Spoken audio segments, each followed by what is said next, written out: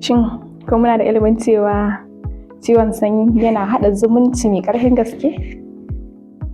Ba ma kamar ciwon sanyi irin wanda ake samu ne idan aka yi mu'amalanci abokin rayuwa, wato wanda muka fi sani da STI kenan, sexual transmitted diseases da turanci. Wannan ciwon ko kuma in ce sanyin nan, da yawa za ku ga cewa mutane na cewa idan mutum ya sha maganin sanyi na asibiti bai fiye warkewa ba, kuma idan ya warke ciwon sanyin yana dawowa bayan wasu lokutan. Ciwon yana dawowa ne saboda an ƙi abu ƙa'idan yadda ya kamata a sha maganin, ko kuma ba a sha maganin ba zuwa adadin lokacin da aka bada shi. Misali, idan ma'aurata miji na mata, in aka samu macen tana da wannan sanyi, a ƙa'ida ya kamata a ce mijin shi ma ya zo a ba su maganin su warke a lokaci guda. Shi ne lokacin za a kori wannan sanyi a lokaci guda, su warke lokaci guda, ba wannan virus ɗin ko kuma fungi ko kuma bacteria wanda shi ne silan kawo wannan sanyi, sun warke gaba ɗaya kenan.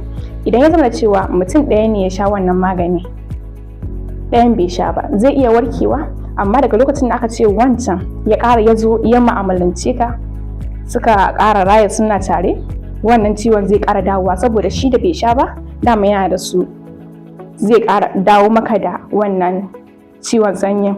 Sai ka ce na sha magani amma kuma ciwon ya dawo, saboda wancan abokin tarayyan bai sha maganin ba, shi yasa ya dawo. Haka ga masu kishiya, idan kina da kishiya zai zama da cewa in za ku magance sanyi da mijin da ke da abokiyar zaman ki za ku magance shi tare. Amma idan ba haka ba, idan ya mu'amalanci uwar gida, shi ma ya zo ya baki rabanki, dukkan ku ciwon zai zama cewa sabo ne, da ke da kika magance da su da basu sha ba za ku koma gidan jiya.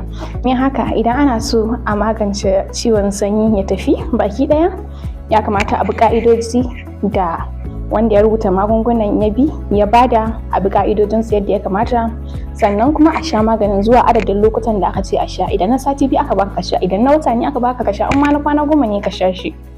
Sannan kuma idan an buƙaci ka zo da abokin rayuwanka ko kuma abokiyar rayuwarku domin a magance muku wannan ciwo tare, ya kamata kamar yadda kike zunguro kishiyarki ko kuma in ce abokiyar zamanki kuke zuwa hidimar dangin miji walau suna ko biki, haka zaki jawo ta ku je asibiti domin a magance muku wannan sanyi, ku warke lokaci guda. Sannan kuma shi jagaban naku ya muku jagora a duba lafiyanku, sannan a rubuta muku magani lokaci guda yadda dukanku za ku warke ba tare da wani wanda bai sha ba ya shafa ma wanda ya sha ciwon ya dawo sabo.